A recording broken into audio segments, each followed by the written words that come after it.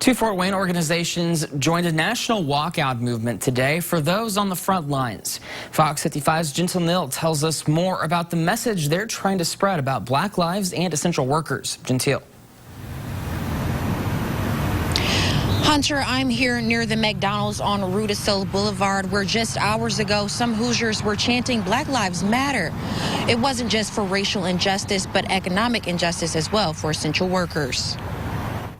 Black lives do matter. Yeah. Three workers walked out of this McDonald's on Rudisill Boulevard and joined a crowd chanting for Black lives and equality.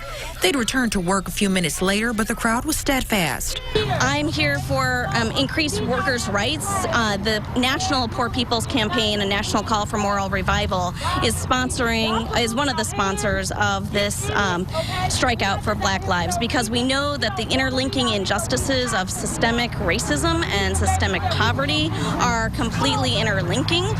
Nationally, fast food workers are asking for an increase in pay. Many of them walking out on the job today to spread that message.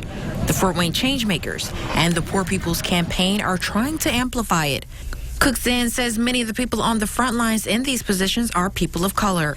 We have a disproportionately high number of African Americans who are working low-wage jobs that are also the highest-risk jobs right now during this pandemic. The Changemakers say everyone should get the opportunity to have the proper training and education to excel.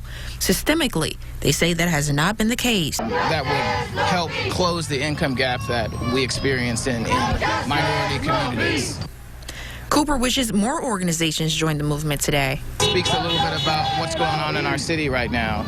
There's some conversations that we really need to have, some conversations we're trying not to have, and as it results to a livable wage and nationally people calling for that wage to be $15 an hour. Hunter, they were out here rallying from 5 this evening until 8 p.m. Reporting live in Fort Wayne, Gentil Nil, Fox 55 News.